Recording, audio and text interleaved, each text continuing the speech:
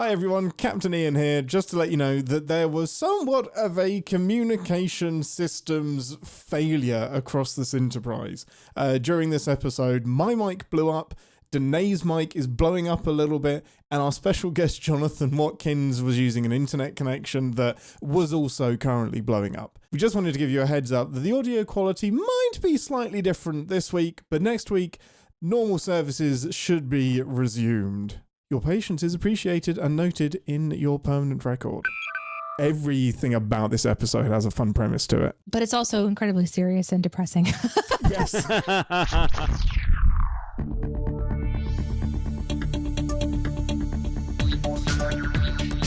Captain Spot, stardate 1917-25.1. Welcome aboard the Starship's Enterprise, and thank you for joining us as we take a brief shore leave from the world of CinemaSins to explore the universe of Star Trek. I'm your Captain Ian Whittington, and with me this week, there's 3 bloody A's, 1 bloody D, but no bloody C or B. It's Ambassador Deneé and Jonathan Watkins. I understand that reference. Jonathan, I don't know that you will. Hello. Can you guess the episode it's from? Hint. I'll if I was listening, I might have understood it, but To the podcast or the intro? Yes. the intro. Amazing. We have got, I can't remember what your rank was. It was acting ensign. I think we made you a full ensign. So I think with each appearance, we'll promote you. So it's Lieutenant Junior grade. Jonathan Watkins is back with us. How are you doing, sir? I'm doing good. How are you guys? Thank you for having me. We love having you on board the ship. Now, this is amazing because Deneé was not supposed to be here this week, but she has beamed in without any permission or regard for my show notes. So we have a busy bridge. Sorry about that. You're not sorry at all. I was trying to think of something I could say that was like, well, you didn't know that it was happening, but the ship that beamed me aboard your ship knew about it. Yeah, I have questions about that ship. I don't even know what that ship was. Deneé, we were about to give the audiences everything they wanted. 2 white guys podcasting, and I fucked it up. You fucked it up. You ruined it. You ruined it. You ruined it. Ruined the You're dynamic. making us too diverse. Great. It's the There's worst. not enough 2 white guys podcasting going on these days. Especially talking about Star Trek, like that realm, which just it's just about so time many we had a women voice. Yeah. Well, this week Jonathan has picked for us. He stuck to the same rules, picking out a personal favorite episode of Star Trek to cover. And you landed on Living Witness, which is season 4, episode 23 of Voyager. After I sent you like 30, we landed on. You sent me like many, and we had a bit of a debate and back and forth. Yep. A couple I think we'd covered already, but there was a few that made the short list. Do you want to talk about a couple of the others that didn't make it and why you landed on Living Witness? I specifically did DS9 and Voyager. You guys do a lot of obviously the new stuff and a lot of TNG. I thought about original series for a second, but I'm in the middle of a rewatch of that, and I'm in a weird place where I'm trying to I don't know. I don't need to get all that. But anyways, I'm rewatching it, and I didn't know if I'd have a lot of good answers to Deneé being like, that's really sexist what's going on. And so we've covered that. We have covered that. Yeah. Original series, it's great writing and there's a lot of good things about it, but there's so much where you're just like, God, I don't okay. I just wish this show hadn't been in the 60s. That's the vibe that I always get. The 60s, it's quite whatever term, whatever word I can't remember. Progressive. Progressive, yes. So very Shatner aggressive too. So anyways, so Deep Space Nine and Voyager, I just thought I'd choose one of those because I Enterprise is something I watched when it was on, and I haven't really rewatched it. So I have episodes, but I just don't. My knowledge of it is not as good. So Deep Space Nine, I thought about doing Duet, which was like a great episode. I think last first season episode and for a lot of people, probably the episode where they were like, "Oh, I'm on board. This is an interesting show now." And now I can't remember anything else. What else did I pick? Oh, I thought about Year of Hell, but that was a 2-parter. So yeah, there was another Voyager episode. Well, you guys had done Time. It's not Timescape because that's Next Generation. What's the Voyager one? It's Timeless. the one you guys did with Timeless? Daniel. So, huh?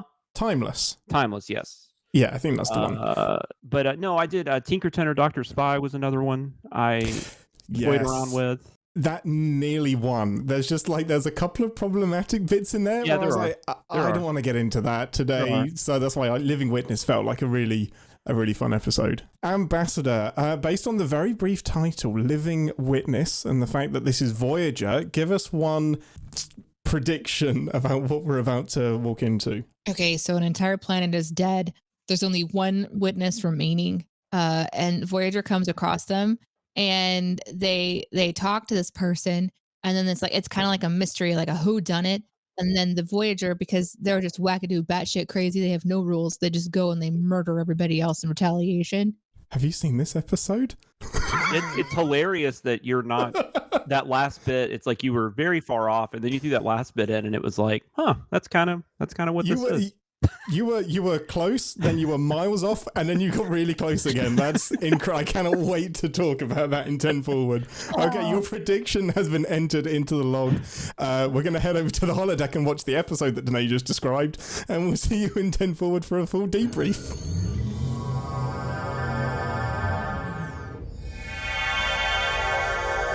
Welcome to 10 Forward, the part of the show where we grab something from the replicator and share our immediate thoughts and feelings on the episode that we just watched together. Most important question first, Lieutenant Jonathan, what would you like from the replicator?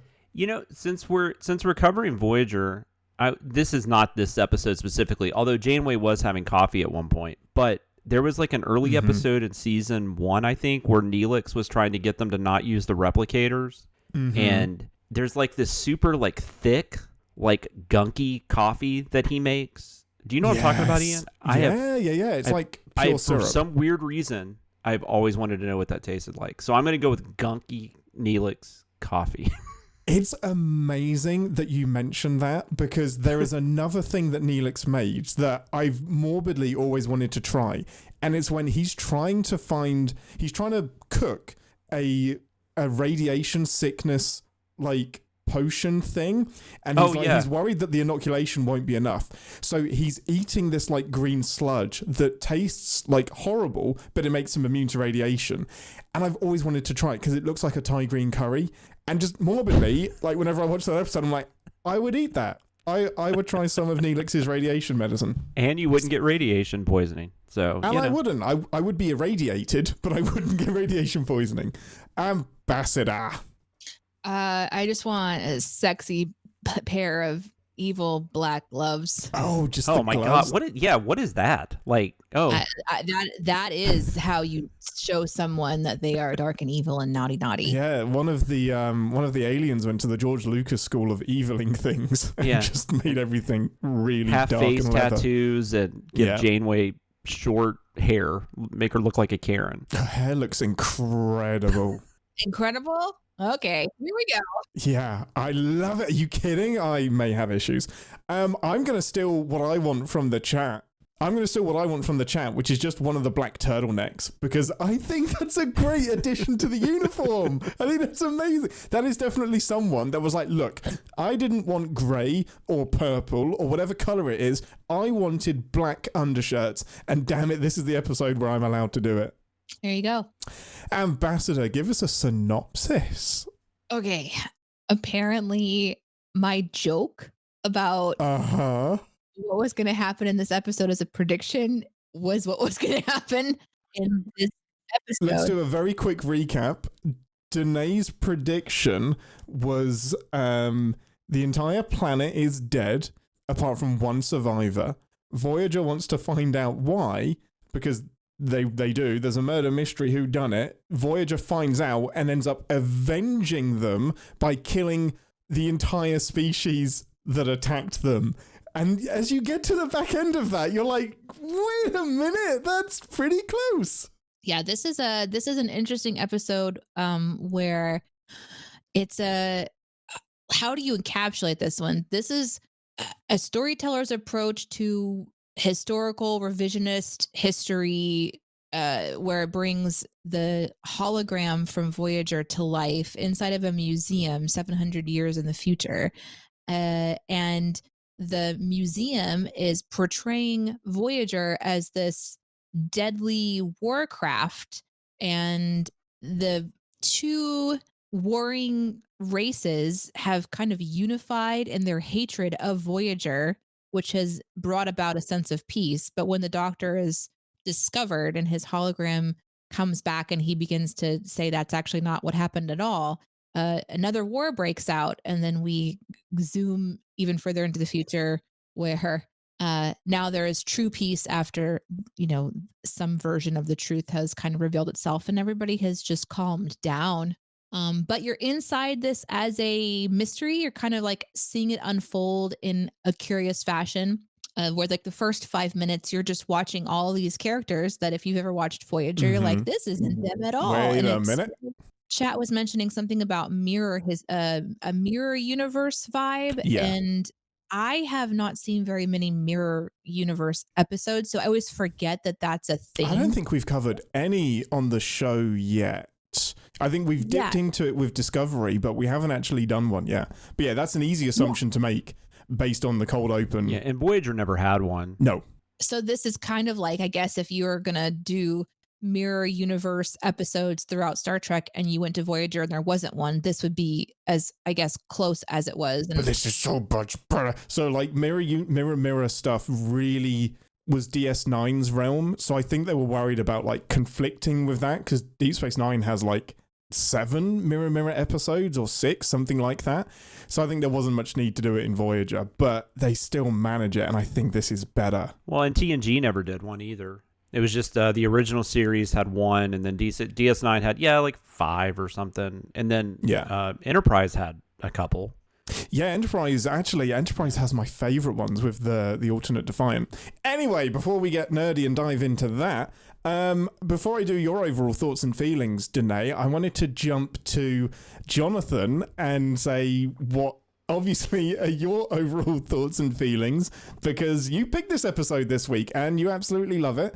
Why this episode? So this is I'm trying to like. So I was actually listening to somebody talk about this episode the other day on another podcast, and they were talking about, and I agree with this, and I think this is why I love this one and why I love all the best episodes of Voyager, because this actually feels 100% like a Voyager episode. Like this, I don't know that this episode works on any of the other series, and unfortunately for Voyager, one of its probably negatives is that Berman, or I don't know, I shouldn't just blame Berman, but the powers that be at the time with, I don't know that there was a lot going on, I think, when Voyager launched, and it was trying to launch a network, an entirely new network, and all this kind of stuff. So I think they just decided they wanted to play it a little safer than I think a lot of us going into Voyager thought. We thought the premise of Voyager would actually make it different, and then it kind of ended up just becoming like another TNG original series clone. A lot of the times they would just take ideas from those shows and then they would do their own version on it. Sometimes it worked, sometimes it didn't. But that's, it is what it is. It's the show we have. And for the most part, it's really good. This season is maybe its best season. You had Scorpion, and you had the Herogen. Is it Herogen? Something like that. Herogen. The Herogen storyline. Yeah. Message in a Bottle, which is a lot of people's favorite episode. My personal favorite episode is the season finale, a couple episodes after this, called Hope and Fear, which I actually talked about at Sin Week a few years ago. So yeah, I think you talk about it every opportunity that you get, which is fair because it's great. It's so good. Yeah. But anyway, but going back, so this is towards the end of the season 4, and I don't know. It's a really I like how they're kind of going at revisionist history. And I think it's also very weirdly, I didn't think about this when I picked it, but it's very relevant to a lot of stuff that's going on now. And it's going to be interesting to see what people talk about now, and how they refer to what's going on in the world currently in 20 years or 700 years, definitely. So yeah, I love Picardo. Picardo, I think, is, if not the best actor on the show, he's one of them. And so anytime he gets to just kind of do his own thing. And it really is like his episode, because Voyager. I'm sorry. Picardo is Captain Picard with an O on the end. So who is the person you're talking about? Oh, I'm so sorry. Exactly? I don't know. I'm just throwing out last Doctor, names. Robert Picardo, who plays the Doctor. His name is Picardo? Yeah, it's amazing, his last isn't name it? is, Sorry. I'm just. No. You don't have to apologize for knowing far more than I do. No, but Robert Picardo, who had done a lot of stuff, he was probably, well, him and Mulgrew were probably the most known when the show started. Anyways, but yeah, I love Picard. I love Robert Picardo, and it's almost all him this episode. So that's a lot of fun for me too. Is. Yeah, and it's just a fun episode. It's like we've already talked about. It's kind of a mirror thing. Like if Voyager was going to do a mirror episode, this is kind of what it would be like. I think it's hilarious that the way they decided to make everybody bad was, as Deneé already mentioned, to give them black gloves. The first, why is she wearing black gloves? What's happening? It's easy. It's easier than character development. You just give them black gloves. Chakotay's face tattoo might take it down half a star, though. That's all I'm saying. That thing is a lot. And Robert Beltran's performance, honestly, all of it's just not great. But everybody, well, and that's the other thing. I like how people's, like, especially Kate Mulgrew and Robert Picardo, when we're watching the revisionist history version of them, they're clearly having a lot of fun. They're eating it up. Yeah, they are chewing up being evil, and it works because it's part of a simulation. And not everybody is as successful, Garrett Wang, but most of them are. And anybody that isn't, I put it down to poor programming. It's not. Yes. It's not the actor's fault. It's deliberately over the top. I love this episode. Deneé, overall thoughts and feelings. How did this hit you, especially as a person who hasn't seen a lot of Voyager? Yeah, I pieced out of Voyager after it started to take over my beloved TNG time, and I was just getting, I think, like to a point where I wasn't as into Star Trek. And so I watched. Ow. I know. That's why we're doing the show, though. That's why we're doing the show. That's it. So my memories of Voyager are usual. I think it's probably season 1. I'm guessing. Okay, that's the best. Probably. I have nothing else to compare it to. It's just my imagination from so many years ago. Mm-hmm. So watching a full episode is really interesting. Watching one where it is not actually the crew is also interesting because obviously something is wrong. Starfleet is killing people and having a good time doing it. She says his name incorrectly. She says Chakotay or something. Chakotay, yeah, just kind of changes the emphasis on one of the syllables, but everyone else does that. Makes it as them well. Evil. Yeah. Yeah. So, and her hair was wrong, and I'm thinking, I don't remember any of this. What is happening? Oh no, I didn't even think about that. I didn't think that there might be a world where you're like, oh, I guess this is how the arc developed. I guess, like, what was like the point where you're like, oh wait, no, this definitely isn't right. So in our podcast conversations over the past few years, one of the things that will be brought up when referencing Voyager, and this is true for the chat, this is like just casual 2-3 line conversations, zingers, is how evil Janeway is. And so I'm like going, wow, so this is after she's gone full on fucking crazy. No. Well, to be fair, she committed genocide earlier in the season, so... Right. So I'm thinking, okay, so or she commits genocide. I guess. Yes, she legit does. That's not even an exaggeration. No, she makes a bargain and takes out an entire species. At least one. I remember this happening, and I'm thinking, oh, I'm watching this happen, but it was the pacing of it, the way that the storytelling is of this episode, before we see the credits of the show in the first 4.5 minutes. It is just to the wall on so many uncomfortable things you don't usually see in Starfleet. And so I thought what was going to happen is that everything was a setup, like they were being observed by the species that was wanting. So the ambassador like comes onto their ship and is saying that they want to have aid, or that they want to attack their enemy, the Kirans or whatever. That guy, I thought maybe everything else was a play into it to get to earn his trust. Oh, interesting. And so yeah. They were going over the top so that they would have him kind of on their side and they could maybe barter or bargain, turn the tide Got somehow. it, yeah. But then when it got to the torture, I thought, okay, a bit much. Potentially it's not the torture. Potentially what's happening here is like they're playing up the torture because they know that they're being watched. So they're not actually torturing. They're just playing it up, But then And Janeway then shoots someone in the back. You're like, okay. And I thought, okay, so they're acting, so the Kierans are in on it Yep. too. And I kept changing it in my mind to get even more complex. So by the time we get to the reveal that this is all a simulation, that somebody is playing in a museum, I was really invested and also like, wow, we're not even a third. This is maybe a third of the way through this episode. Yeah, not even. And so much has already happened. So I was really enjoying it. I thought it was a really unique take on an episode because it builds a lot of what you think is the episode in the first third, and then it breaks that down in the middle third and begins to question itself and question history and bring in kind of the meat and the potatoes of the episode of what they're trying to make you feel uncomfortable with, which is the Doctor defending the truth that Voyager wasn't this terrible ship doing these terrible things. And then the final bit is, it's not even the resolution. It's the resolution in this really unique way of going, does our take on history matter right now if more people are going to die?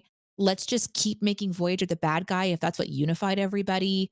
And then the flip into, and that was also in the past. And then throughout all of it is this character that I think most people who watch Voyager really love, and getting a chance to kind of go, oh yeah, what would happen to this hologram if it was left floating in space and found somewhere for 700 years and it pops into existence and says, I wonder what happened to my buddies. And that was really unnerving to me because he exists forever. And it's kind of like playing a little bit into his story isn't done. So we went really far into the future in this really unique way, hitting on a topic that's really like important to discuss. Doing what good Star Trek does. Yeah. And all to something that was really intense. This is about war. This is about racism. It's a really serious episode. So I mean, it's a good one, but not in the way where it's like, oh, let's go have a fun adventure with Picard whenever he, is wearing a low cut shirt and he's, he's on holiday on ReSINstance. Yeah. Yeah.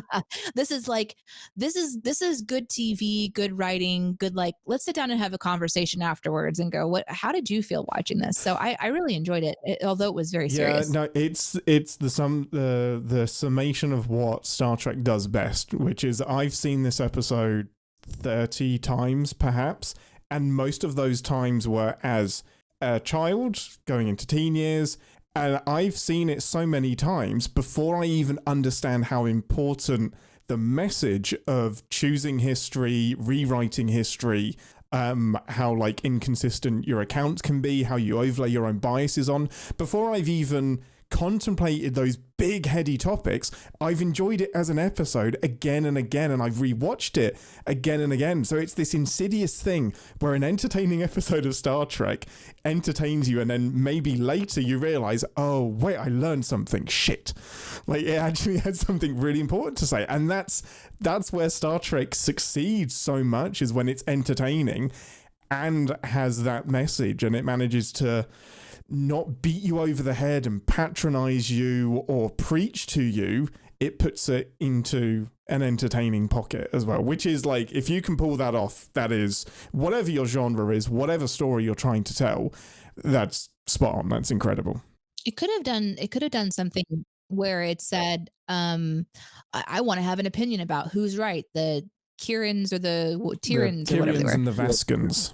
Yeah, those guys. But it doesn't. It continues to say, I'm not trying to figure out who's right or who's wrong here. I just want people to survive. So it kind of tried to like not get too lost in the details, but there's so much that happens in this episode to talk about. Yeah, no, one of my favorite things is the balance that it has between, it still doesn't say who the villains are, because there doesn't necessarily have to be. Like, okay, the Kyrians were the aggressors in the past, but it's interesting that they're now dealing with oppression 700 years in the future, and it seems like they genuinely are being ostracized and abused. So the episode deliberately doesn't try to villainize, I think, either side of the conflict, or makes them all villains, makes them all as complex as possible. Jonathan, what's some of your highlights from the episode? What's some of the stuff that you love? Yeah, I'm glad you guys brought up. I love that you guys brought up the entertain it versus you also kind of like there's a message there, because I think the writing on this one is what makes it stand out, because just from taking screenplay writing classes, like one of the main things they tell you is like, don't write a message. Like if your story is good enough, all that will just kind of come out of it. And I think this is a great example of that happening. And like Ian said, this is like a perfect blend of like the more actiony Star Trek mixed with the interesting story that has, something to say at the end of the day.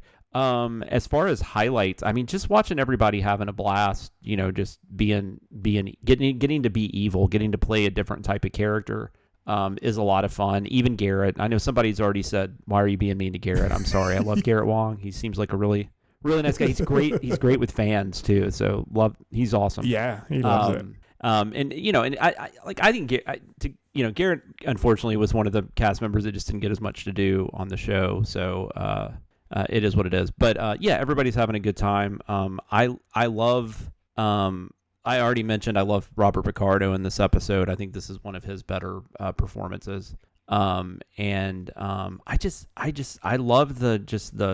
just loved all the conflict in the 700 years later between everybody. I just thought that was great writing, where you've got the people from all different sides and they all have their own reason why they want the story to go a certain way. Yeah. And I found that conundrum fascinating. If there's anything I have to complain about, it's that they have to wrap this up, because I don't know that this would necessarily be like a two-parter, but I do feel like it needs like 10 or 12 more, like 15 more minutes just to kind of flesh everything out. It feels a little abrupt, like it just kind of cuts to the even farther in the future, like Deneé mentioned, and then it's like, oh, everything was fine. Like, we fixed it.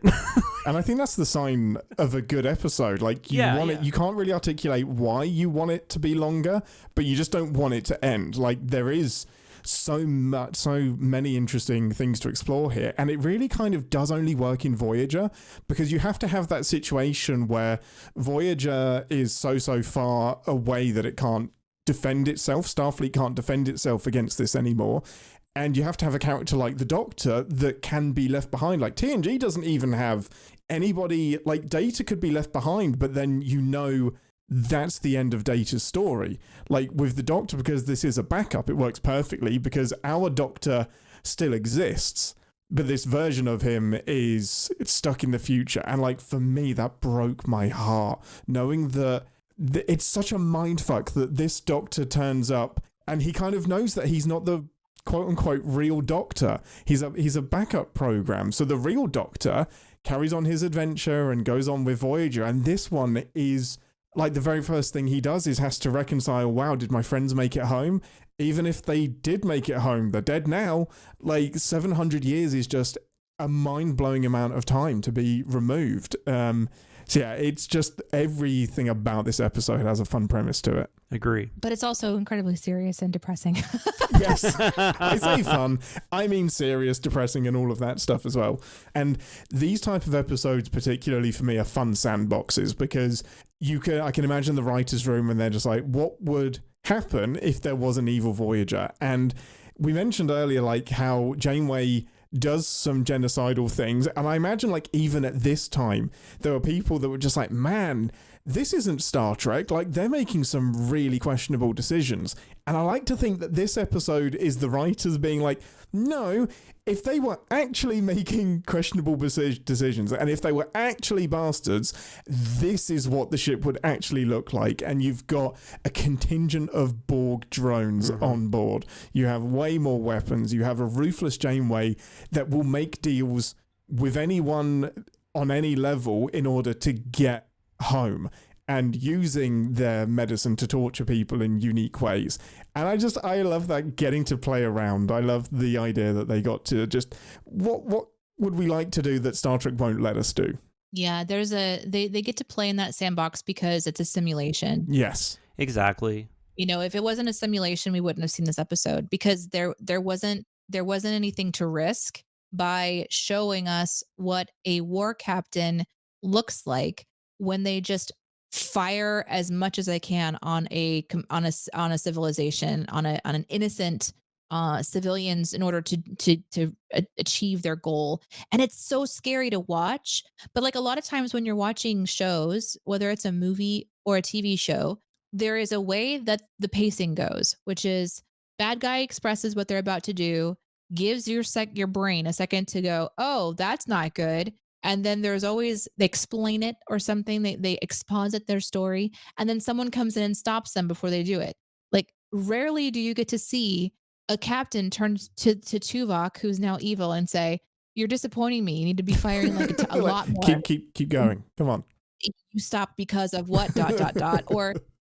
Or okay, doctor, who you have nothing but time on your hands, and can you please just create something to melt this person's brain so I can get the information I want, and then it's actually happening in front of you. You don't just hear it, and then the good guy comes and saves the day, or oh no, somehow our ship has been rocked and we've lost power and we can't complete our bad villainous idea because we're in this simulation sandbox. We get to see that story play out. Well, where you're right, Ian, this is an opportunity for the writers to go, well, if we just did have an evil captain that was on a warship that would do whatever, let's see them do the whatever. And watching your favorite characters do the bad things makes you feel a little, some kind of a way. For me, it was easier to watch because I haven't watched them a lot. But like for you guys, I'm curious with the beginning specifically, or just like the when the episode shows you the museum's version of history, did it make you, maybe you can't remember the first time that you watched this. Oh no, I can. Did it make you angry? Did it make you like, how did you feel? I'm curious, like, did it bother you a lot to watch that happen? No, I don't think so. I mean, I like I said, I'm a fan of it felt to me like kind of just like their own, like a different type of Mirror Universe episode, which I always enjoy. And I don't remember like the first, I mean, I would have watched it when it aired. And I mean, I would have already kind of known what was going on anyways, because they probably would have shown it in the trailer the previous week or whatever, next week on Star Trek Voyager. Oh yeah. So I don't know exactly how I don't remember exactly what my mindset was, but I remember thinking it was, it was a better episode than what, like this whole season was a lot of fun because I was probably towards the end of season 3, I was probably was thinking about just not watching the show anymore. And the Scorpion two-parter that ended season 3 and started season 4 was interesting enough to keep me going for a little bit. Mm-hmm. And then this season just kept getting a little better as it went along. So this season's probably responsible for me even continuing to finish the series. And this episode would be one of those. So I just remember thinking it was a really cool idea. It was a really well executed kind of what if scenario. I think somebody mentioned what if in the comments earlier. I think that's a great way to describe this episode, and better than basically any actual what if episode that we've seen.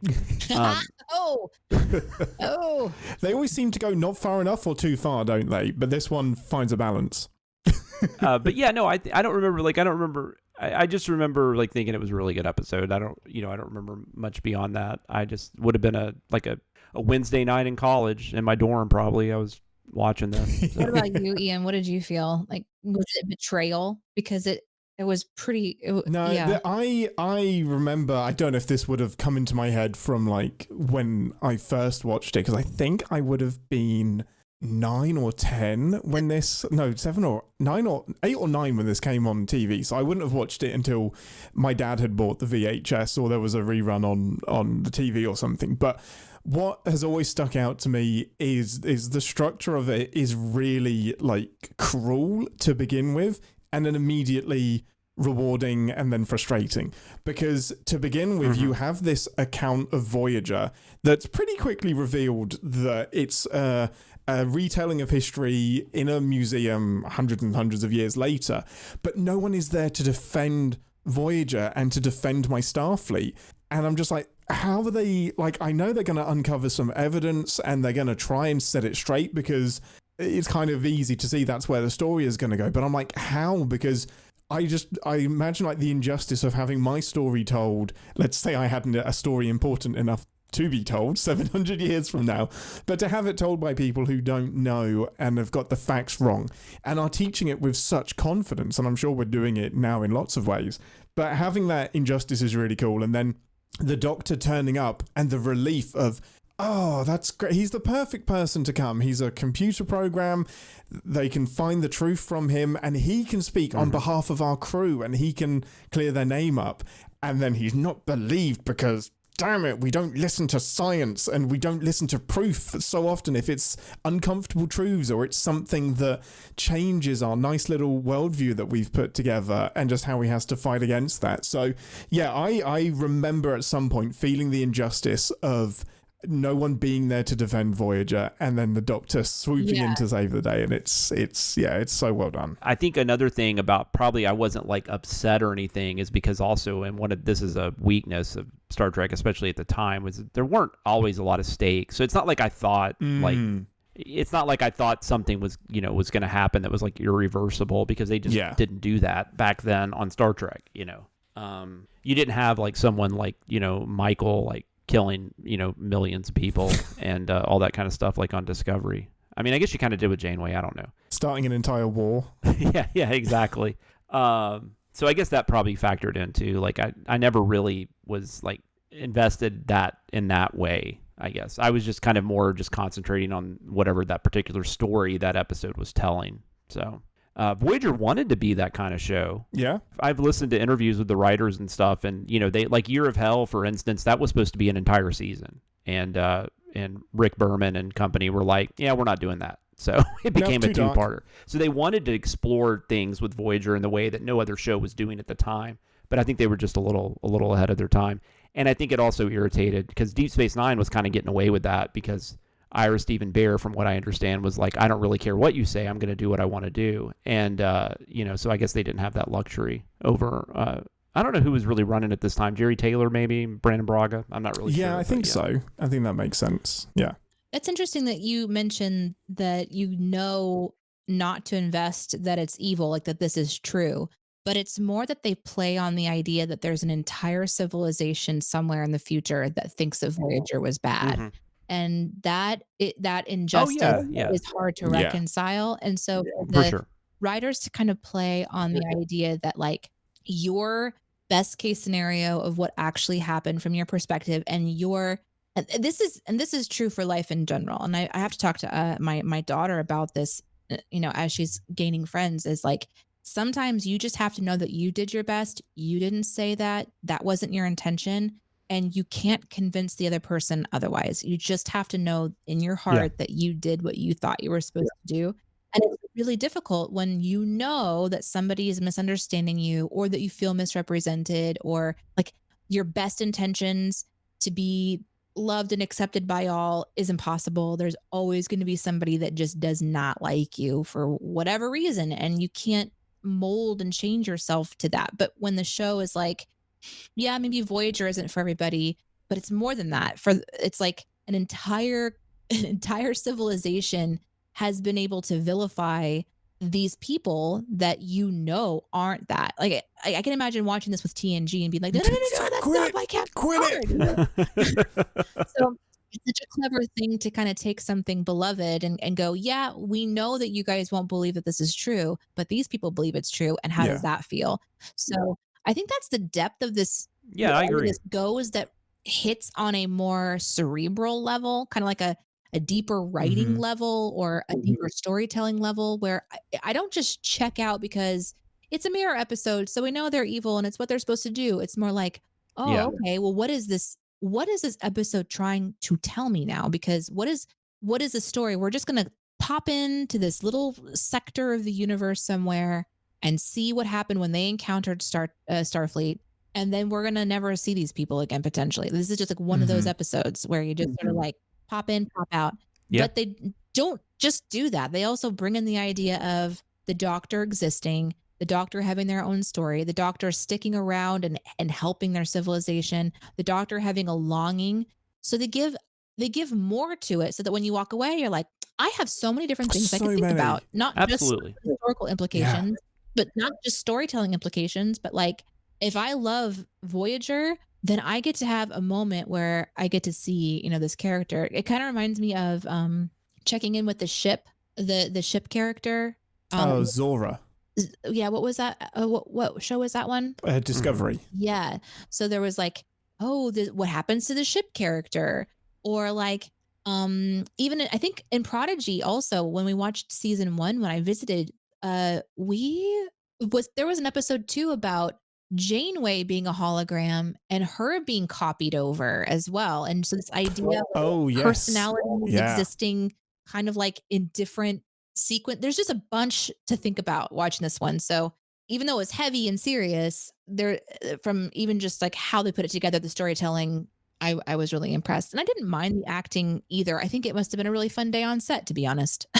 Oh, completely agree. Oh, And it's one of yeah. the reasons that I like this better as it is, as this like this simulation that's been misinterpreted, rather than it being a mirror universe episode. Because I agree. when I see my biggest I like the mirror universe episodes, but my biggest downside is how mustache twirly everybody is. All of like the evil people in Starfleet are the evilest people you could imagine, and it's hard for me to like buy into it as anything more than a holodeck program. Whereas this, it makes sense because this guy isn't writing a dramatic play, like he is subconsciously playing everything up. So I get the extra layers of villainy because I'm watching a bit of a hammy theater show that has like entertained people in a museum more than anything. So it gets a lot more buy-in from me. That's a really interesting point. I was to say, I don't have IMDb pulled up or anything, but I love the actor that plays the main guy. The museum curator guy, yeah. Yeah, the guy who runs the museum. I think that actor does a really good job, and I think the writing's great there too, where you can see the conflict that he's going through. He wants his version to be true because it paints his race in a much brighter light. Talk about relevant stuff today. But then he also still wants to know the truth because he's a good person, and I mean, I would assume at least the episode doesn't give us any reason to think he's not, and he wants everything to be correct. Like he thinks the accuracy of the history is more important than anything. So that's an interesting there's a lot of interesting conflicts going on in this. One of my favorite things about the museum curator character is the conflict, but you're kind of watching this person who has spent so much of their life obsessed with Voyager and what it means, and has carefully pieced together. Like there's a couple of times that he defends how well put together his curated museum artifacts are. For example, like the schematics of the ship that they found in the ocean that had taken some damage, and so they had to take some liberties, but he's kind of like defending the liberties because his intention was to give it the best care that he could with the information that he had. And you can kind of feel like he's not really the bad guy. No. He was genuinely attempting to give his people this historical moments, that we don't want to forget what really happened here moment, but then going, well, what really did happen here? And then the feeling that he must feel when that all starts to unravel, when he finds something and realizes it's the program, and then he shuts it off mid-sentence, like, I can't. He's literally face to face with all of his hard work, no matter how much care he had, is still wrong. And he just slams the book shut. It's like, I don't like what this book is saying. I'm going to throw it away. I'm going to burn it, as a particular metaphor that springs to mind. Yeah. Yeah. And so I like that he does come back and say, no, I need to know more. But the show presses in further and says, well, it's not just about this guy. He has bosses too, so then we're seeing even more conflict. And there's really a lot in this episode because it could be really simplified in a way. That could have just been his decision. Maybe it was his own private collection, but they even went that the curator had authority over him that had to make decisions. And it was very much a well thought out society. Like there's all these little lines that pepper through this episode to give you an idea of the existing conflict, the past conflict. Like even when the administrative lady says something like, my kids can't even go to the school in the center of town, just these little things to let us know. And then there's a fucking coup at the end when people come in and start destroying things. And at that point you're like, no, not this guy's hard work, even though it's all wrong. Stop destroying those props. Well, the interesting thing is that it's the Vaskans that come in and start destroying everything, even though it's the professor's work or the curator's work that is now going to redeem them to some degree. in the eyes of like the present. So it's so to not make, because you could say that like the victors rewrite history. That's the famous thing, or history is written by the victors. But by all accounts, the Kyrians weren't the victors. So they're writing this version of history that's wrong, and they still ended up on the losing side. It's just you're right. It's so complicated, and I love the curator, who the actor is Henry Warrow-Nix. I can't pronounce his last name, apologies, but he's incredible. He is hopefully who we're supposed to be. Like, this is an example, a very like kind of honest example of who to be in this situation. Like, yeah, instinctually your first knee-jerk reaction will be, shut up, that's not my history, quit it. But eventually, like, he's intellectually honest enough to say, well, if I got the fact that the Doctor is an android wrong, who's to say what else I got wrong? And he's brave enough to come back to the table and say, this is going to be hard, but okay, let's start with some more facts and let's see what we can actually make out of this. And that's the hardest position to take as well. That would have been great if the Doctor at one point was like, we didn't even own gloves. Okay, wanted to. But that's there's the heart of the story, and then there's the fun of the story, right? And the fun is that we do get to see the gloves. We do get to see 7 of 9 as a fucking Borg assimilating people. We do get to Let's go. Like Captain Janeway, like just fucking murk people. Like it is a episode that's like, okay. I know this isn't right, but I'm really having fun watching this, because 7 of 9 as a Borg was so. I've never seen that because I didn't watch this show fully. I've only seen one version of 7 of 9. I've never seen her as a Borg before. That's my first time, and I was like, oh, that's so interesting. I had no idea. Oh, that's so fun. Yeah. It was so shocking. Like, she's like doing it sounded like a drill, but they were like little tiny piercers That's how into the you neck. assimilate people. And I'm like, man, that is brutal and so cool all at the same time. That somehow on this ship were also little Borg pods.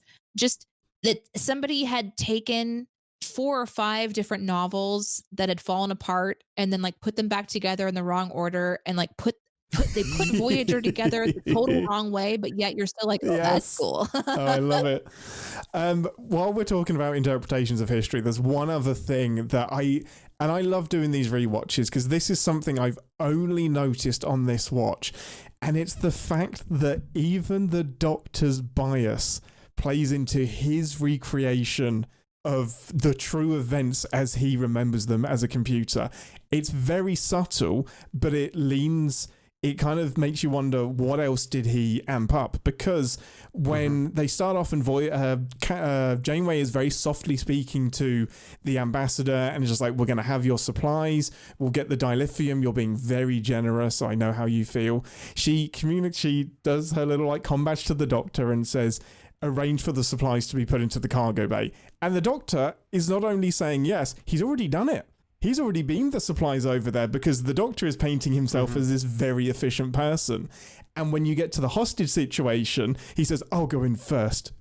I've never seen him be that brave. Like, we know he's a hologram, he knows that, but he's always still, fine, send the Doctor in, I guess it doesn't matter. He's never that brave. He never says, I will go in first, and I will do it because I will protect you, Janeway. I will protect you, Captain. So I was like, he's programmed that to paint himself in the best light possible, and I hope that was deliberate. It might be me reading too much into it, but it's so perfect that he also amps up this idyllic version of Voyager and how he is the hero of part of the story. And yeah, it's so true to the premise of the episode. I wouldn't have caught that because I haven't seen a lot of the show and to know his character enough, but he does say something very subtle about like the program being as close to as he can think of it, you know? So yep. Sass is there if you want to catch it. Yeah, I love that so much. It's so much thought that even our true recreation will have biases in it. It's unavoidable. I love it. Oh, yeah. Jonathan, you mentioned that Tim Russ directs this episode, which is something I'd never realized or actually noticed. And I love the idea that Tuvok is the one that directs this like very violent episode. Oh yeah. Tim, we did find out that Tim Russ directed this. I also saw that somebody was mentioning there was no B'Elanna Torres. I also saw that Roxanne Biggs Dawson was she had just had her baby, so that's why she was not on it. So even though they do mention B'Elanna quite a bit. Give us some pips, Ambassador. I'm gonna say this one is a 3 out of 4. I think it has a lot of things I really like, and one thing I'll mention that I really enjoyed also that kind of like makes it into the 3 pipper for me is when we finally do get to see a little bit more of what really happened. Although yes, skew the Doctor's vision. It reminded me about what Voyager feels like normally, and I really like it. Janeway is such a dominating presence. She has a commanding way. Like Picard is commanding as well. I mean, that's what you are. You're a commanding, officer. But when they're being boarded, for example, there's just this efficiency in everything that they're doing.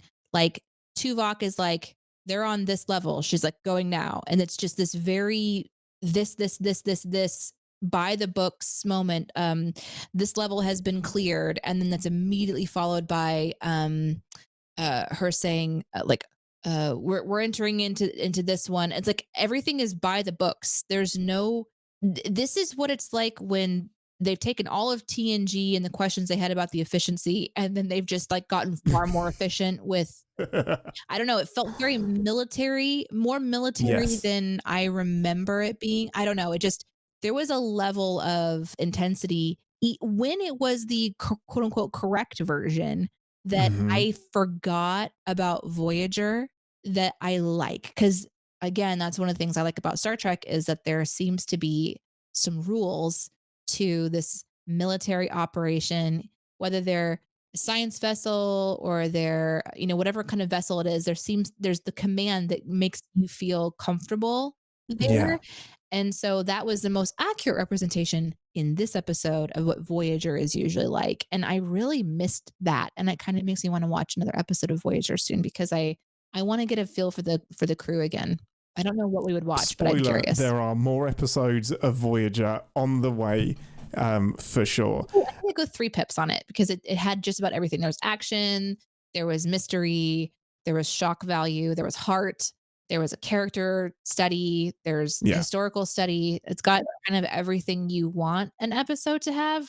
There was medical jargon and techno jargon and a tiny little bit of a space battle, just a little bit of one, not phases. A lot, but yeah, I thought it was good storytelling. Yeah, I'm with you, but I'm going to give it a 4 pips. I like I said at the top of the show, this is just what Star Trek does best for me. It takes a topic, wraps it up in an entertaining episode of television, has a bit of silliness with it, and just it knows the message that it's trying to communicate to us, and it does it really well, and it gets to have fun by making everybody evil and zappy, and I get to see a version of Voyager that I never got to see with like extra phasers and stuff. It's like a 10-year-old was like, how are you going to make Voyager cooler? We're going to put more phasers on it. It's going to have 38 torpedo tubes. I'm like, wow, 38, okay, that's a lot, but we're here for it. And black gloves. And black gloves. You got to have the black gloves. Yeah. Yeah, it's like playing with your action figures, right? It's like, oh, today they're going to be evil. Exactly. How many pips out of 4, Jonathan? Oh, this is a pretty easy 4 for me. This is, I think, a top 10 episode of the series. I think it's probably even like a top 25 episode of Trek. It's one of my favorites, so or at least top 50. Yeah. No, it's an easy 4 for me. Yeah, like I said, 4 pips for me. I love it. It does so much. Let's head over to engineering and do some sins for what is, for a chunk of it, an unsinnable episode. 3 to beam to engineering. Warning. Warp core collapse in 10 seconds. This is the part of the show where we re-engage our sin brains, remind ourselves that no TV show is without sin, even our beloved Star Trek. I mention it's almost impossible to sin because chunks of it, the point is to sin it. Like, the Doctor is CinemaSins for a big chunk of this episode, pulling apart the inconsistencies and things that don't make sense. So I found myself writing stuff down where I was just like, no, but it's the simulation, so it's just an inaccurate retelling. So of course it doesn't make sense that certain things are happening this way. Jonathan, as our guest, you can go first. Yeah, I mean, we've made a bunch of jokes about it, but I would be curious to see where he got all the ideas for like how they looked. Like, why does Janeway have that haircut, and why are they wearing gloves, and just where did that face tattoo come from? Because Chakotay actually did have kind of a face tattoo, but like, where, I don't know. It was just all that I thought was like, I was really, maybe that's more of a curiosity than a sin, but. Yeah, I guess he's just extrapolating a lot. And so maybe there's a log that says, but he said he didn't even have any logs. So I don't even know where he got the tattoo from. And I want to know where this schematic that fell into the ocean came from as well. Like, was Voyager just I know some stuff was stolen, but was Voyager just shedding parts into the ocean? How did a schematic end up getting stolen during that brief invasion? But yeah, a lot of that is, I guess, just open to interpretation. Or a torpedo, or an entire torpedo. Yeah, I guess, and this is probably a question I should have asked before the sins, but that's just what I do things out of order. Is this the only time that we ever hear about this conflict? Do you know? Between the Kyrians and the Doodahs, them? Yeah, and the Voyager. Yes. Yeah, this is the only time. Yeah.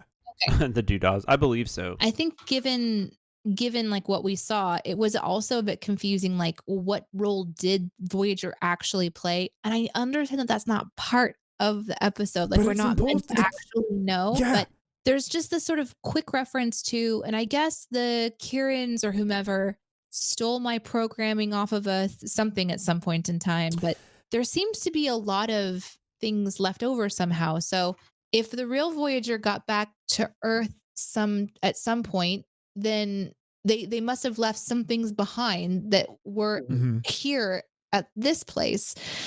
And I guess we'll never really understand that one. So maybe, I don't know how I would actually go about writing that sin, but it is still a bit confusing how, what was left over from 700 years ago? Is it at that point it's too long to really know for sure anyway? It doesn't matter. Yeah, you kidding? 100 years and you start getting really sketchy. So I really tried to listen out this time around for it, because I was thinking, why was Voyager such a huge part of these people's history that 700 years ago they're still being talked about? And after that initial attack where the Kyrians beam over and they steal the stuff, the Doctor says that after that Voyager was attacked by 9 ships.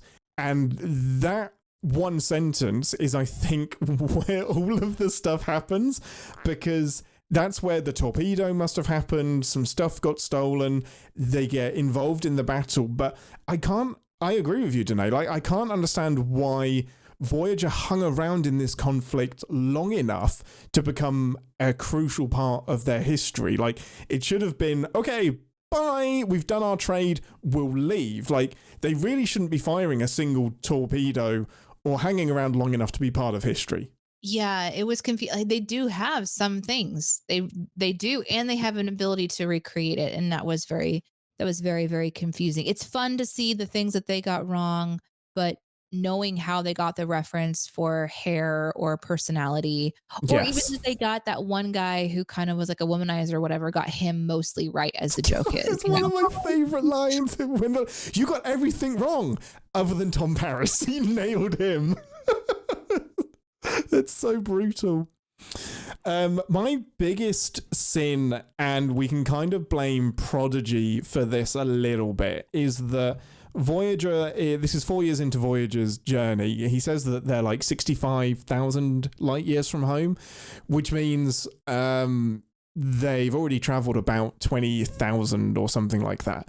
So in 700 years, what we're saying is that Starfleet never made it back to the Delta Quadrant to right this wrong and to talk to them themselves. I guess maybe they never made it to this planet, but with Prodigy, we know that they go back to the Delta Quadrant pretty quickly.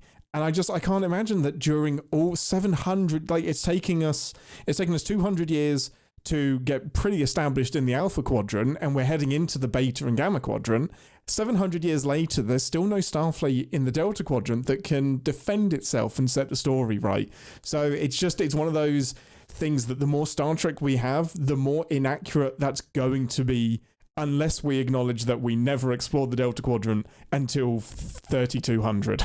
No, I love this. I love this point. I didn't even think about this. But even then, like, are you telling me like Voyager gets back from the Delta Quadrant and like Starfleet doesn't think we should go do more investigating in the Delta Quadrant? Because I mean, they would. They absolutely would. Even if we're saying that, I think you could still send it at that time though, because like just the idea that Voyager gets back after being stuck in this quadrant, like Starfleet wouldn't get involved somehow and do, I don't know. Yeah, I think you're right though. I think that's a good point.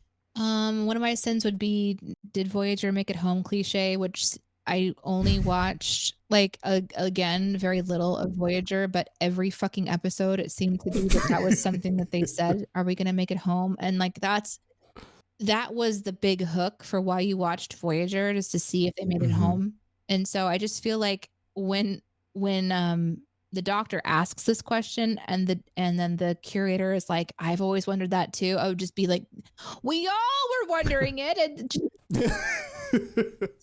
well, it's the biggest sin of Voyager because it is the hook, and to be honest, they do very little with it. Like, other than put them in a location that doesn't have Klingons, Romulans, Cardassians, you've got new aliens to talk about.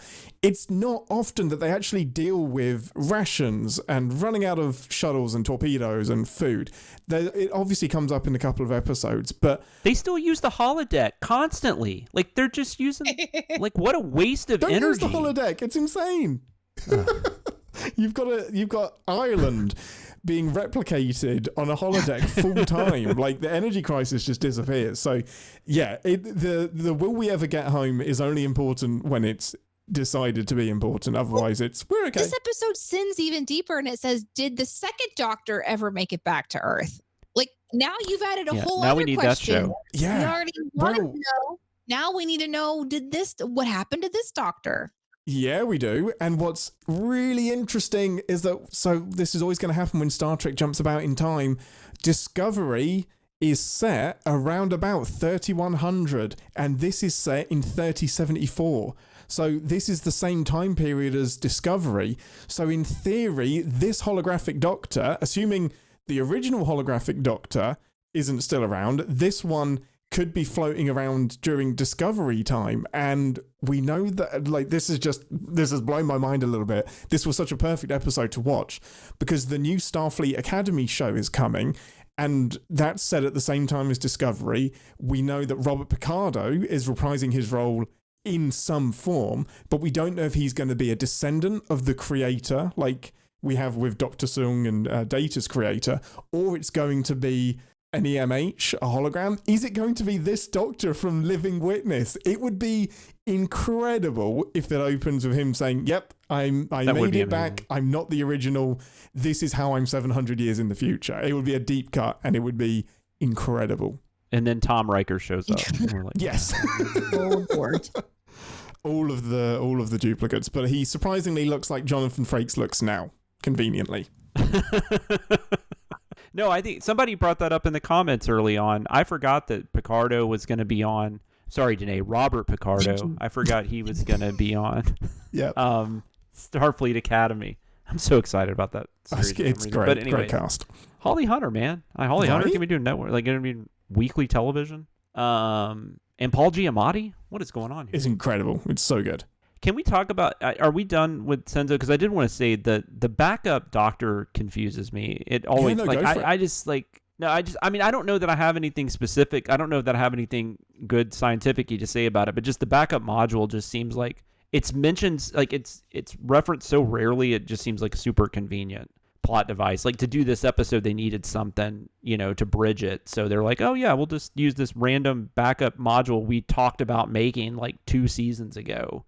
So I don't know. Well, what's interesting is that you need somebody in the future that's disposable, because it has to be somebody that next week is still on the crew when you go back 700 years into the past. And it's really telling that the backup thing, I don't think, is ever used again. And there are times when it would be really, really useful to just save a backup, because every time the Doctor steps off the ship with his holographic emitter, that is, you're taking a risk that you now don't have a Doctor anymore, and your backup is Tom fucking Paris. Like, he's your next nurse. Like, that's it. He should never leave the ship. So yeah, it's weird that the backup generator is only mentioned in... Well, they had Cass. Yeah. No, Cass is gone by this point, isn't she? Oh, that's true. By this point, she is gone. You're correct. She left, like, what, midway through this season, I think, is when she was gone. Yeah, she... Oh, I thought she actually left in...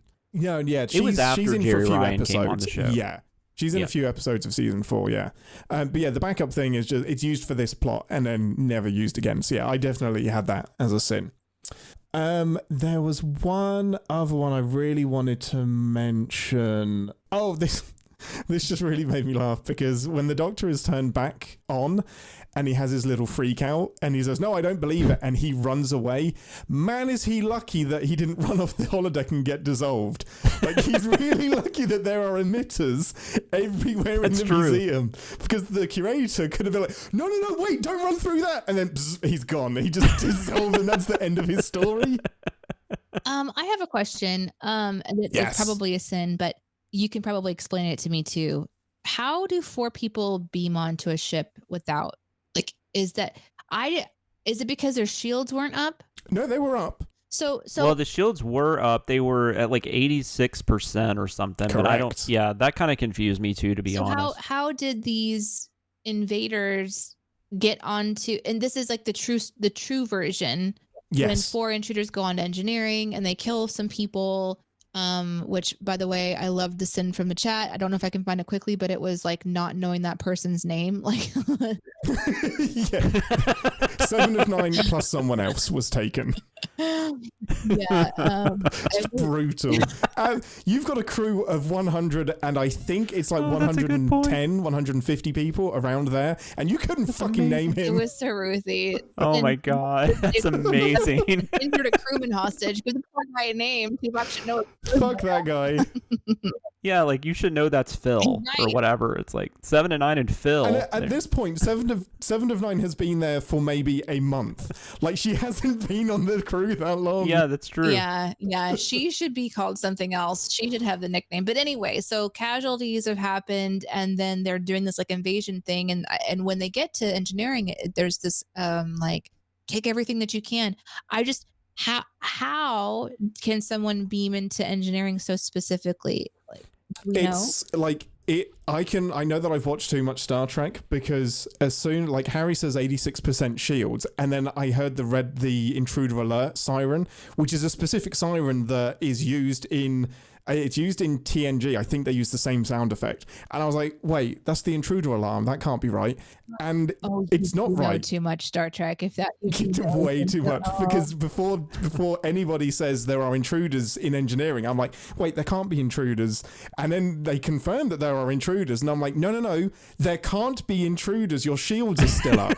So I kind of put it down to maybe the Doctor recreated the scenario wrong, but that's a huge mistake, because if Voyager doesn't have shields, they're dead. Like, you're destroyed, gone. That's it. Maybe because some of the commenters are making a comment they got in that 14%. I mean, maybe you could do that, but I would think the likelihood that you would hit that right spot when you were transporting but hold on. It's not. That's not how it works. Hold on. No. Yeah. Go on, Deneé. I need your help, because you guys are Star Trek peoples. So what you just said is there's holes. No. Hold on. So I'm wrong. The shield turns into like Swiss cheese. No, because you would just keep. All you would need is like a 1% gap, and then you keep targeting that 1% hole. It's like a strength thing. It's like the percentage is nonsense. No. I said that weird. I'm saying if that was possible. Yes. Okay. I still have a hard time believing that, like, you would hit that. There's just always this thing like you don't do, and you can't, Otherwise, every single episode is just beam me over to engineering and I'll blow up their warp core and beam me back out. And that's just how everybody Guess gets what? their stuff. I'll just beam a torpedo into the ship then. Forget that. Yeah, The warp core, I'm just going to yeah. beam a torpedo next to the warp core, which they do to a Borg ship at one point, but that's besides the point. But yeah, the beaming is a huge technical mishap that doesn't make any sense if you're a nerd. You can beam through shields if you know the frequency. So I guess we have You can, potentially but some explanation there. there is no way they got the frequency. There's no way they found that don't know out, and it that. isn't mentioned We at all. don't know that because we're seeing. Well, they wouldn't even know whatever. Voyager's ship. I mean, Yeah. I don't know. It's nonsense. I don't like it. Yeah, and even if you did know the frequency, you would do something else with it other than this. You don't need to beam people onto the ship. Just beam everyone into space. That's right. Little bubbles, little bubbles just floating everywhere. Yep. It's amazing. I think that was probably my man, last why have they one. never done that? Have they done that where they just beamed a bunch of people off a ship into space? Man. Yes. They have in lower decks. Well, hold on a second. It was That's right. there was that. That just sounds like something like Romulans would do or something. No, they didn't, That's racist. they didn't beam everybody in space. I'm having a memory. Go on, Deneé. We're going into a nebula that warps things, and then all of a sudden the ship turns into an old ship, and people are just like falling off of it into space. What was that from? Oh, that was from the Fisher Quest. So the ships, Fisher? the Fisher. Fissure Quest. Damn it, Terry, we've done this before. Fissure Quest. And As in Fisher Price? No, I'm joking. Yeah. I'm joking. shut up, because stop it. Fissure. Yeah, fissure. That's how you say it in England. Fisher Quest. Oh God, damn. Do you have people with the last name Fisher in England? Nobody. They'd be laughed into insanity. We have so many things. It's just like people Oh came over my to America, gosh. like, we need a new name. It's like, well, I'm going to be Hunter, or I'm going to be Baker. Yeah. I'm a Smith, so I'm just going to be Smith. Yep, that's it. We started it. But yeah, the Klingon ship gets turned into an old sailing barge, That's what it was. Okay. and then they're floating into space. Yeah. Because they didn't have the shields that were with the nebula. I remember now. Yeah. Anyway, they shouldn't have been able to beam on. That's bullshit. No. Correct. Completely agree. That's a good call. I didn't even think about it. Anything else we want to cover? I mean, I could go into more, but they were my big ones. I didn't have anything else. Perfect episode. Go on. I like Right. how the chat sinned humanity. A lot of sins about just humanity still revising history. Uncomfortable appropriateness Humans. for humans. I guess we're Ding. talking about this, that kind of thing. Yeah. Yeah. And then we'll go over, I guess, the other ones when we get to the end of the show. Yeah. Hang around in the outtakes for some more listener submitted sins, which you can also do by email or join us in the live show as well. But next week, thank you, Jonathan, for picking that episode for us. It is, I love it more now than I ever have. Like, it's not one that I revisit a lot. It's one that I'm going to revisit more, and it sums up the theme really well. You know, Deneé mentioning the whole like sin and humanity thing. I remember I did not even think about the parallels when I was just picking some of my favorite episodes. And then we started watching this. I'm like, do I want to watch this right now? Like this is kind of this is kind of putting me, this is kind of putting me in a weird mood because it's like there's too much of this is too realistic.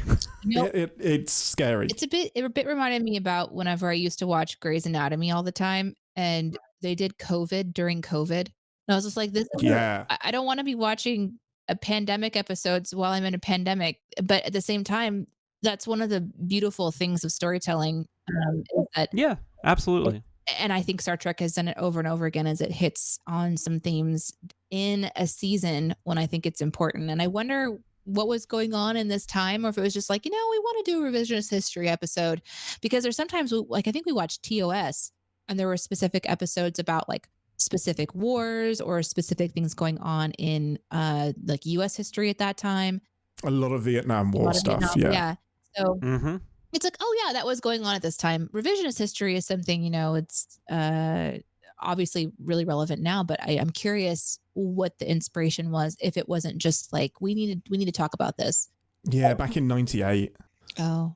Like, what would it be? Yeah, what would it be? I don't know. Yeah, I mean, I think this is just kind of unfortunately, this is just a general problem that we've always had. So I think it's kind of one of those things that's sadly always kind of relevant. Womp womp. Way to end on a really bummer note. Yeah, sorry. But Star Trek being relevant, as relevant in the 90s, 70s, 80s, 60s as it is today. Yeah, that's the message. Yeah, love this episode, even though it's hard. I think we're going to stay in this fan favorite theme for at least the next few weeks, because you all are submitting some incredible episodes that, selfishly, heck, I just want to watch them. Next week, we will be covering Star Trek TNG Pegasus, Season 7, Episode 12. Oh, I love this episode. I can hear the collective yes from the crowd. It's horses. Yo. Season, yeah, it's about horses. Go with that. 100%. Yeah. Sorry, I was just gonna say I'm not a huge Season 7 fan overall, although All Good Things is one of the best finales ever. But the Pegasus is one of the exceptions to that season. It's a great episode. If you don't like techno jargon, brace for impact, because there's definitely techno jargon in this one, but this is an all-time classic episode of Star Trek. It's so good. I'm so excited. Thank you, Daniel, for submitting that one. So yeah, that's what we'll be covering next week. If you have any questions, emails, queries, qualms, or updates, or anything you want to share with us, send it to captainspod@cinemasins.com. Join our lovely CinemaSins people on our lovely Discord. We have a Captain's Pod channel where we talk spoilers about the new shows, Star Trek in general. We share memes and we love each other with our Star Trek appendages. That's discord.gg/CinemaSins. It's way less horny than that. And unlike the Pegasus. And yeah, so just do that stuff. We'll be live next Monday, the 24th of February, potentially at 1 p.m. Central Time, but we'll update you in the Discord and on Bluesky if any of that changes. Thank you, Jonathan, for joining us. Anything you want to plug before we beam you into, into space? I mean, I'm on some of the socials. I'm still on Twitter, and I'm on Bluesky and Letterboxd, and on all those, I think I'm Sam Loomis 13. So I pretty much just stick with Sam Loomis 13. It's easier. I don't have a good memory. Nice. So yeah. Amazing. And listen to this podcast. Listen to our other great podcast, Recotopia, which is it might be better because I edit it. I'm just kidding. Amazing. I just want to brag about my editing. That is not the way I thought that was going to go. That was amazing. No, I'm joking. But that's Chris Atkinson, Jeremy Scott, and Aaron Dicer. Amazing. Recommending movies and talking about fun stuff. I think they're about to do their end of the year or their best of the year one, which is always that's coming up. Which is always fun. So since I don't have a podcast, I guess I'll just prep all my. God, I cannot talk today. I guess I'll just shout out all my friends' podcasts. So. Amazing. Deneé, anything to plug? You got anything this week?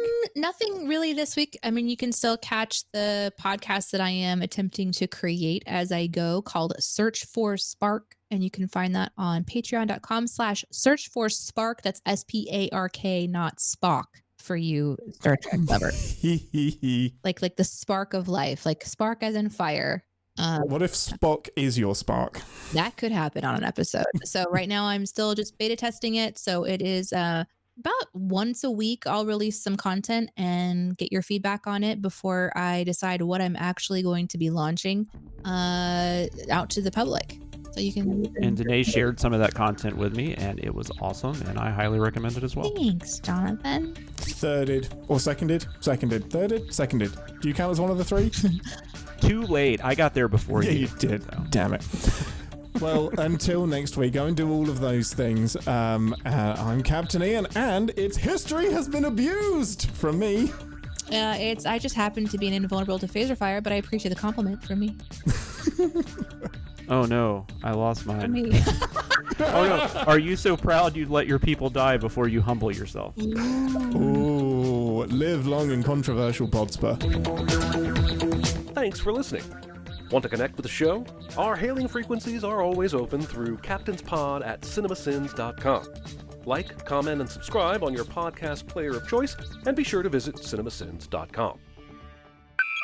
I have this idea. I saw somebody do this on a short, and they took a piece of plastic, like a really long piece of plastic, and they just rolled it out over the areas that they didn't want to have snow. Yeah. And then after the snow, they just kind of like shuffle it off. Yeah. Uh-huh. So I want to try that. And So just after the shuffle it show all today- onto the sidewalk to be a nuisance to everybody else. Yeah. That makes Exactly. sense. Yeah. So I'm gonna try that. I have a king-sized mattress protector, which is really thick plastic. Mm-hmm. So I'm just gonna cut it open Yeah. and see what it looks like all spread out, and then see if I can cover my walkway up to my front door and possibly part of my driveway, but that might be a little bit crazy. And then you're going to get like half an inch of snow after you do all that. It's just cancelled. Storm has been cancelled. You're just the crazy lady that has a mattress protector outside the drive. Iris, I sat down with her on a snow day last week and we recorded something together. And you guys, she was so cute on that episode. She just, Oh my gosh. this is the microphone So adorable. she had. And she was just like this, blah, blah, blah, blah, blah. And she's just talking about it. And she's like, well, that's what I think. And I said, hey, do you want to record a podcast episode with me? And she's like, sure. She goes, hi, everybody. Welcome to my podcast. Just like right That's away. my favorite part is that you do like this transition and immediately she does the intro and takes over. It was amazing. I will tell you something to be prepared for. As someone who had a young daughter on one of his podcasts like 7 years ago, she still talks about it and she still explains how she's super popular because of it and how she should get to come to. Yes. She needs to do other podcasts with us because everybody loves her, and We're doing a series right now. She asked me to read her a book at night. At night, I try to read something to her. She usually asks for 1 or 2 Yeah. books. And the other night, I didn't want to get out of bed. I was like, I'm not going to get out of bed for a book. And she goes, well, can you please make one up? And I was like, of course I can make something up. So I started Are making you up a kidding? story. And I kind of wrap up my story. And she goes, okay, chapter 2. That's amazing. But what was really fascinating for me about the most recent episode, we were talking about, so she was having like a bullying situation at recess and she ended up asking me to help her kind of figure out how to get through it. And I hadn't really circled back to that in a few weeks. And I didn't realize that she had sort of not needed this coping mechanism anymore, which was great to hear. Like, I genuinely in the moment say, like, do you still need to use this coping mechanism? I don't use those terms, but do you need to do this anymore? She's like, no. I said, or do you have everything you need inside of you? And she says, I have everything I need inside of me. And I was like, man, I'm so glad that we're having this conversation. And also capturing it in the moment is really special as well.